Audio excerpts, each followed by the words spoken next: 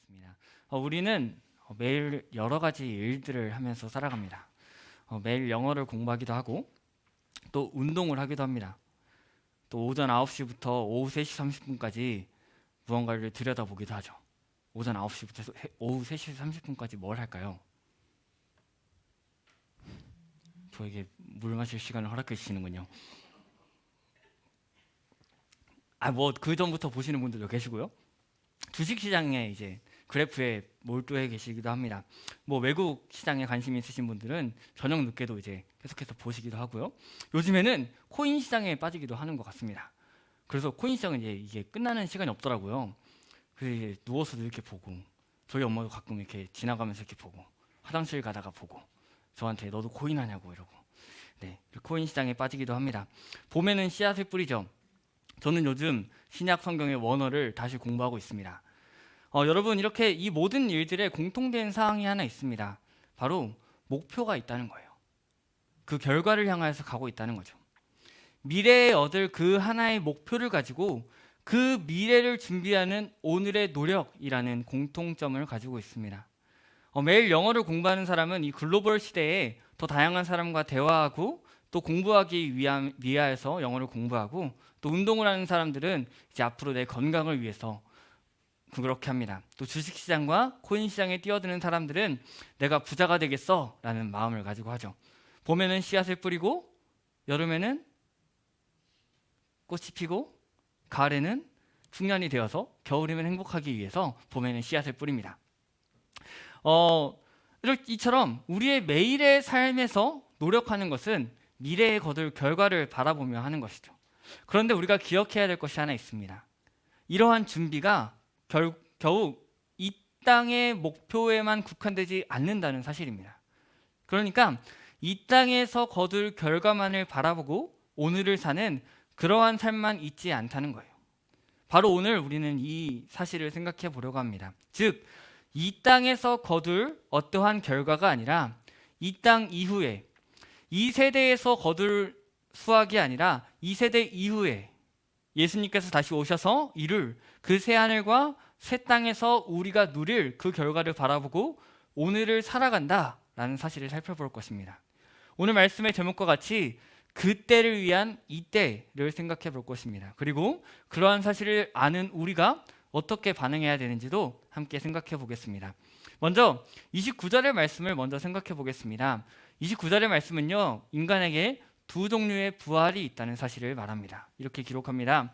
선한 일을 행한 자는 생명의 부활로, 악한 일을 행한 자는 심판의 부활로 나오리라. 아멘. 두 종류의 부활이 나타납니다. 이 두 종류의 부활에는요, 공통점이 있고 차이점이 있어요. 공통점은요, 부활로 나온다라는 사실입니다. 28절의 말씀과 함께 보면요, 이렇게 말합니다. 무덤 속에 있던 자들이 다 하나의 음성을 듣고 그 결과 그 무덤에서 나올 것이라는 거예요. 무덤에서 나올 것인데, 즉 모든 사람 마지막 날에 부활할 것이라는 것을 선언하고 있는 것이죠. 그런데 이 부활하는데 여기서 차이점이 나타나는 거예요. 즉 부활이라고 해서 다 같은 부활이 아니라는 겁니다. 예수님께서는 이 부활의 차이에 대해서 이렇게 말씀하십니다. 선한 일을 행한 사람은 생명의 부활로 나올 것이고, 악한 일을 행한 사람은 심판의 부활로 나온다라고 말씀하시죠. 이러한 차이가 생기는 이유를 우리가 볼 수 있습니다. 바로 이 땅에서 어떠한 삶을 살았는가 하는 점이에요. 그 날에 있을 그 부활의 결과가 오늘이라는 시간의 삶으로 결정된다는 것이고, 그곳에서 있을 결과가 오늘 이 자리에서 결정된다는 거예요. 여기서 우리가 오해하지 말아야 할 한 가지 사실을 우리가 확인해야 됩니다. 바로 이 구원의 문제, 생명의 부활인지 아니면 심판의 부활인지의 문제가 우리의 행위로 결정되지 않는다는 겁니다. 즉, 그저 이 땅에서 선한 행위라고 말하는 것을 한다고 해서 마지막 날에 생명을 얻는다거나, 이 땅에서 악한 행위라고 말한다는 것을 한다고 해서 심판을 받는다는 것이 아니라는 겁니다. 여기서 말하는 선한 일은 결국 믿음과 관련된 것이라는 사실을 우리는 기억해야 됩니다. 그러니까 여기서 말하는 선한 일은 그저 착한 행실이 아니라 그저 착한 행실을 하는 삶을 살아야만 생명의 부활로 이어지는 것이 아니라는 사실을 예수님께서 십자가 위에서 하신 말씀을 통해서 우리는 깨달을 수 있습니다. 예수님과 함께 십자가에 달린 사람들이 있죠. 그 행악자 중에 한 명이 이렇게 말합니다. 누가복음 23장 42절을 보니까 이렇게 말합니다. 예수여, 당신의 나라에 임하실 때에 나를 기억하소서. 이렇게 말합니다. 행악자 중에 한 명이 말이죠. 그때 예수님께서 뭐라고 하실까요? 너는 악행을 저질렀으니 심판의 부활로 나올 거야. 이제 와서 늦었어. 라고 하지 않으십니다. 그때 이렇게 말씀하십니다. 내가 진실로 너에게 이르노니 오늘 네가 나와 함께 낙원에 있으리라. 아멘. 즉, 이 땅에서의 삶이 악하거나 착하거나에 따라 그 날의 부활이 결정되지 않는다는 겁니다. 또한 이러한 선언이 아니더라도 예수님께서 이렇게 말씀하시는 것뿐만 아니라 다른 구절에서도 이 땅에서 선한 일을 행해야만 생명의 부활로 나타난다는 것은 사실상 있을 수가 없는 일입니다. 왜냐하면 모든 사람은 본질상 죄인이고, 그래서 본성적으로 하나님을 미워하고 이웃을 미워하는 성향이 있고, 그래서 그 누구도 완전하게 선한 일을 할 수 없기 때문입니다. 이게 성경의 가르침이죠.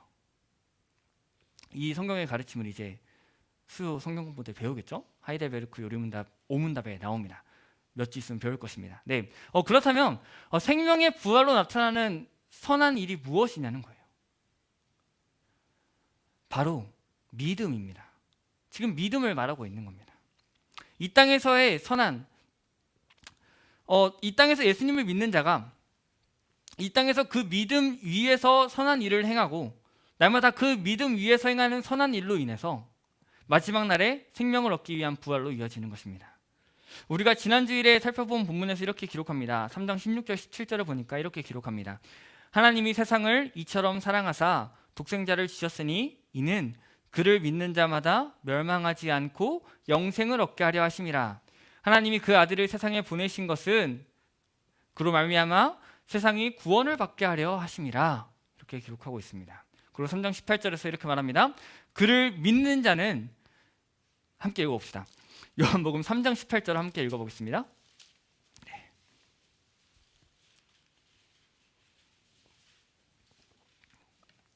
요한복음 3장 18절 말씀입니다. 네. 준비되셨나요? 네. 이 종이 소리가 없어지면 되는 것 같습니다. 네, 된 것 같습니다. 네, 된 것 같습니다. 네, 함께 읽겠습니다. 시작. 그를 믿는 자는 심판을 받지 아니하는 것이요 믿지 아니하는 자는 하나님의 독생자의 이름을 믿지 아니하므로 벌써 심판을 받은 것이니라. 아멘.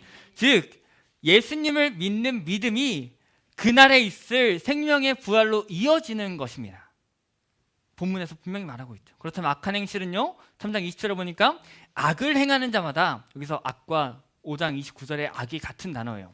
악을 행하는 자마다 빛을 미워해서 빛으로 오지 아니하나니 이는 그 행위가 드러날까 함이요 라고 말합니다. 앞에서 말한 이 믿음과 대조되는 악을 행하는 것을 말하고 있는 거예요. 앞에서 선한 행실이 믿음이라면 악한 행실은 믿지 아니하는 것이죠. 예수님께 나오지 아니하는 것이죠. 즉 예수님을 믿는 믿음이 그때 있을 생명의 부활로 이어지고, 이 땅에서 예수님을 믿지 아니하는 자는 그때 있을 심판의 부활로 이어짐을 오늘 본문에서 분명히 배울 수 있습니다. 또한 생각할 수 있는 것은, 그러면 우리는 심판대 앞을 지나가지 않느냐는 거죠. 분명히 모든 사람은 그 심판대 앞에 설 것입니다. 고린도후서 5장 10절에서도 이렇게 말합니다. 우리가 다 반드시 그리스도의 심판대 앞에 나타나게 되어 각각 선악간에 그 몸으로 행한 것을 따라 받으려 함이라. 이렇게 기록하고 있습니다. 즉 우리에게는 최후의 심판대가 기다리고 있습니다. 그러나 그곳에서 우리는 예수님을 믿는 믿음으로 말미암아 예수님의 의를 입어 영원한 생명으로 나아가고, 믿지 아니하는 자는 예수님과 관련 없는 사람이기 때문에 영원한 고통으로 나아가게 되는 것입니다. 그러므로 우리가 이 미래를 위해서, 그 마지막 날을 위해서, 부활의 날을 위해서 투자할 때 가장 시급한 문제는 내가 예수님을 믿고 있는지, 그리고 그 믿음 위에서 바른 생활을 하고 있는지를 날마다 점검하는 것입니다. 또한 나를 점검할 뿐 아니라 내 주변에 있는 자들을 보아야 하는 것이죠. 우리 주변에 믿지 않은 자들을 구원의 길로, 믿음의 길로, 선한 행실의 길로 인도해야 합니다. 우리는 지금까지 두 종류의 부활이 있다는 것을 살펴보았습니다. 무덤 속에 있는 자가 다 그의 음성을 들을 때가 오는데, 그때 선한 일을 행한 자는, 예수님을 믿는 자는 생명의 부활로 나오고, 악한 일을 행한 자, 즉 예수님을 믿지 아니하는 자는 심판의 부활로 나올 것입니다. 그러면 이 부활의 때에 생명의 부활로 혹은 심판의 부활로 나오는 결과는 어디서 원인을 삼느냐는 거죠. 우리 아까 살펴보았듯 지금 이때에 그것이 결정됩니다. 오늘 본문에서 이 두 종류의 때가 또한 나옵니다. 25절의 말씀은 이렇게 기록합니다. 제가 읽겠습니다. 진실로 진실로 너희에게 이르노니 죽은 자들이 하나님의 아들의 음성을 들을 때가 오나니 곧 이때라. 듣는 자는 살아나리라. 아멘. 죽은 자들이 하나님의 아들의 음성을 들을 때가 올 것이라고 말합니다. 그리고 이렇게 말합니다. 곧 이때라. 바로 지금이라는 겁니다. 그러면서 그 음성을 듣는 자는 살아날 거라고 말해요. 이는 28절과 29절에서 말한 때와 분명히 다른 때지만 서로 연결되는 때임을 우리는 기억해야 됩니다. 이렇게 25절과 28절을 보니까요, 또 공통된 부분과 차이점을 볼 수가 있습니다. 두 가지의 공통점이 있습니다. 하나는 아들의 음성을 들을 때가 온다는 거예요. 어떠한 음성을 들을 때가 온다는 겁니다. 음성이 들릴 겁니다. 또 하나는요, 그 아들의 음성, 그 음성을 듣는 자들이 죽은 자라는 사실이에요. 25절을 보니까 죽은 자라고 기록했고요, 28절은 무덤 속에 있는 자라고 말하죠. 둘 다 죽은 자죠. 그런데요, 이 공통된 사항은요, 자연스럽게 차이점으로 연결이 돼요. 25절의 아들의 음성을 들을 때는 이때입니다. 곧 이때라. 바로 지금이죠. 그러나 28절에서 그의 음성을 들을 때가 온다라고 말하는데, 그때가 이때라고 말하지 않습니다. 그때가 있다라는 거예요. 때가 오고 있습니다. 그러면 자연스럽게 25절에 죽은 사람과 28절의 무덤 속에 있는 모든 사람과는 다른 존재임을 볼 수 있습니다. 물론 겹치는 부분도 있습니다. 지금 봅니다. 25절에 죽은 사람은 지금 영적으로 죽어 있는 사람들이에요. 살아올 수 없는, 생명의 길로 걸을 수 없는, 예수님을 모르는 자들이죠. 모든 사람들이에요. 그리고 28절은 실제로 죽어서 무덤 속에 있는 자들입니다. 그러니 25절은 모든 사람을 가리키고 있습니다. 모든 사람들이 있는데 그때 아들의 음성이 들릴 것이다. 그 아들의 음성이 들릴 때는 이때인데, 이 음성을 들은 자는, 지금 이 음성을 듣는 자는 살 것이다 라고 말합니다. 그래서 영적인 죽음에 있는 자들은 살아날 것이고, 어둠 가운데 있는 자는 빛의 나라로 옮겨질 것이라고 말하는 것이죠. 그래서 5장 24절을 보니까 이렇게 말합니다. 내가 진실로 진실로 너희에게 이르노니 내 말을 듣고 또 나 보내신 이를 믿는 자는 영생을 얻었고 심판에 이르지 아니하나니 사망에서 생명으로 옮겼느니라. 아멘. 예수님의 음성을 듣는 자, 그리고 하나님을 믿는 자는 영생을 얻었다고 말하면서 사망의 자리가 아니라 생명의 자리로 옮겨졌다라고 말합니다. 그러면도 이렇게 믿는 자나 믿지 않는 자나 다 죽음을 맞이할 것인데, 그 죽음 이후에 무덤에 들어가고 그들 가운데 예수님의 음성이 들리고 무덤에서 나올 것입니다. 그때는 영원한 생명 혹은 영원한 심판과 형벌로 이어지게 되는 것이죠. 이제 25절의 말씀을 조금 더 자세히 보겠습니다. 죽은 사람이 하나님의 아들의 음성을 들을 때가 오는데 그때는 지금이라고 말씀하십니다. 그리고 그 음성을 듣는 사람들은 살 것이라고 말하죠. 여기 듣는 것은 믿음과 순종, 그리고 그렇게 자연스럽게 연결되는 것입니다. 그러므로 죽은 자를 부르시는 하나님의 아들의 음성이 있고, 그 음성을 듣는 자는 살아나게 될 것입니다. 즉 죽은 자가 선한 일을 해서 살아나는 것이 아니라, 죽은 자가 내가 들을 거야 하고 들은 것이 아니라, 죽은 자에게 그 음성이 들려지고 그 음성을 들은 자가 살게 되고 예수님을 믿게 되는 것이죠. 그리고 예수님을 믿는 것은 결국 29절의 선한 일과 연결이 됩니다. 즉 오늘이라는 시간에 예수님을 믿는 자는 마지막 날에 생명을 얻기 위하여 부활할 것입니다. 그러나 죽은 채로 하나님의 아들의 음성을 듣지 못한 자들은 그 안에 생명이 없이 심판을 받기 위하여 부활할 것입니다. 기억하십시오. 죽음과 부활 사이에 중간지대는 없습니다. 우리는 죽을 때 몸은 땅에 묻히나 영혼은 하나님께로 갑니다. 그리고 마지막 날에 예수님께서 다시 오실 그날에 마치 요한복음 10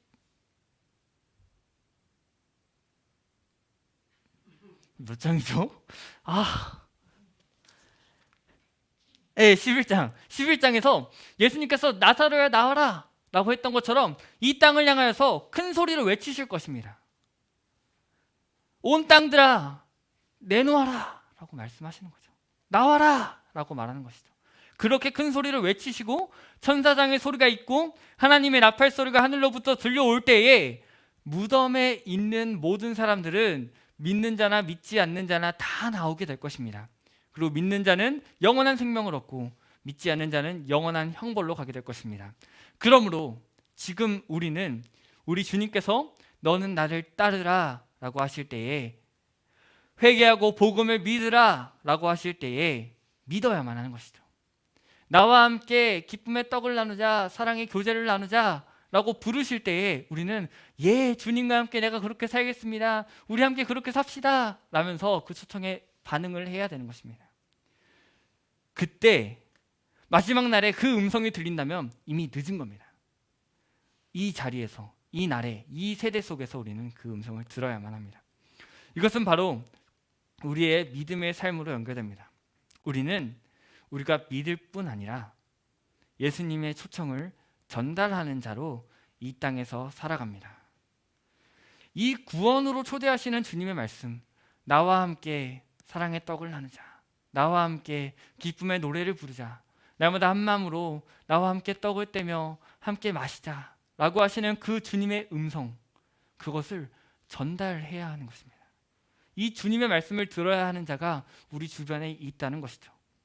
그들을 향해서 그들이 이 음성을 듣고 구원의 문으로 나아오도록 돕기 위해 우리는 늘 그렇게 살아야만 하는 것입니다. 우리의 착한 말씨 그리고 우리의 착한 행위로 그들에게 그렇게 행해야만 합니다.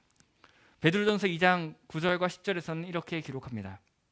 그러나 너희는 택하신 족속이요 왕같은 제사장들이요 거룩한 나라요 그의 소유가 된 백성이니 이는 너희를 어두운 데서 불러내어 그의 기이한 빛에 들어가신 이의 아름다운 덕을 선포하게 하려 하심이라.